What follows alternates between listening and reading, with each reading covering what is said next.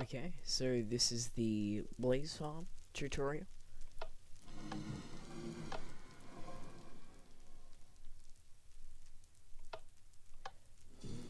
Hey, and welcome to this Blaze Farm tutorial. As you can see, it is a fully functioning Blaze Farm that doesn't require any redstone at all. All it needs is buttons and pressure plates in order to make blazes pathfind into the center, because they think buttons are solid blocks. So what they'll do is they'll jump down, you won't be able to get back up because it's 2 blocks high, then they'll jump into the middle like that. Then, once we get to the bottom, we can simply fill the wall and then open the chest to find out blaze rods. You need to remember to put the carpet there if you're using this farm for XP, because XP will usually get stuck in the hoppers. You can implement a trident killer into this design, but I've chosen not to for the sake of simplicity. Okay, so now, in order to build this farm, you need a stack of any kind of block of your choice, then 2 stacks for the collecting tree, then 2 stacks of blocks for the net around the blaze farm, or blaze spawner, that goes down. For this I used orange stained glass, which just makes it look better. Then you'll need 24 pressure plates and 13 stone buttons. Preferably stone, because wooden buttons can get burnt sometimes by blazes' attacks, but they shouldn't be attacking with the net around the cage. Then you'll need a hopper, a chest, and orange carpet. And of course, a blaze farm, or blaze spawner, in your nether. Okay, so let's get to creating this design. Basically, for the sake of time, I've already made the glass net. What you need to do is go 3 blocks out from the center of your spawner and create a glass there on each side and try to create sort of like a circle, except it's Minecraft, so there's no circles. And make sure to go 2 blocks high up, that way blazes can't jump out when they spawn immediately. They have to fall down. Okay, from there, from the bottom of the glass cage to the very top is 12 blocks.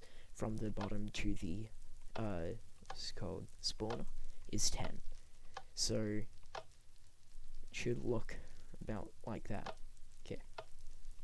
From there, we need to start the collection tray. In order to do that, what you do is you build up, or build down 2 blocks from every single side, with 1 block in, like so. Doing this makes all the blazes slowly go towards the center. Now what you want to do is, once you've put it in everywhere, put a stone pressure plate on each one to help the blazes pathfind off of that block, and then a stone button like so on each one. This will make the blazes think there's a block there. They will naturally pathfind to it and fall down. That's why this design requires 0 redstone at all, which is great. This is a perfect early game farm, or even mid game. It gives you an easily renewable source of fuel. No need for coal, because each blaze rod can smelt 12 items each. And then from there, you also get a ton of XP. Blazes are one of the largest mobs that give the most XP in the game. So if you have mending on your armor, all good. Or if you want to enchant, even better. Now from here you place all your buttons again, goes down into this. Then from here, make sure you go 3 down instead of the usual 2. This just makes it so the blazes will all go in there and don't have to worry about don't have to worry about other blazes being in there, so cramming isn't a problem. They will ignore that other blazes are in and jump down, so if you just do 2, they'll all be in the second collection tray, stuck there, instead of jumping down the hole. Okay, so from here, we've constructed our chest area.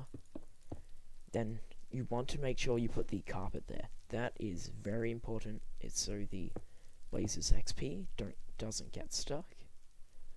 Then another important thing to remember is that this block right here also needs a button, as well as these need pressure plates. This just helps the blaze go down. If you don't have it, they won't. Okay, now finally, to test this, remember, this glass cage will prevent any mobs from attacking you from out here, and also make sure they go down. It is definitely vital, and yeah, if you do want to prevent blazes from spawning while you're creating it, all you have to do is fill in this area. This is the entire area where the blazes can spawn. All this, which is why the glass cage is just here. If you fill this in 3 blocks, like so, in every direction, no blazes can spawn. Or you can just put a torch there, because they can't spawn in light conditions. So now finally to test this farm.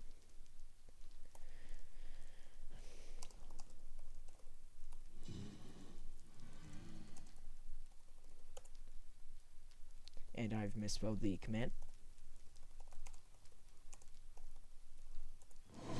There we go. As you can see, they will instantly start spawning. The reason this is so large is because if there's any blazes within 6 blocks of this spawner, it will slow down the spawn rate of all the other blazes, and it will reduce the number of blazes you can totally get per hour.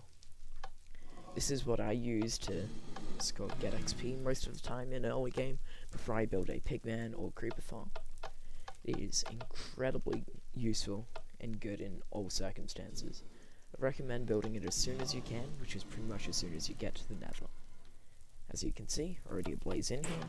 We simply kill it, and we've got XP, and that one didn't drop a blaze rod, but they usually do. This also works with looting, so no need to worry about that. If there's any mobs spawning on top of your spawner, it shouldn't matter too much, because no others can spawn there, but you can just build up like this to prevent it. Or alternatively, you can put buttons on the side of your spawner.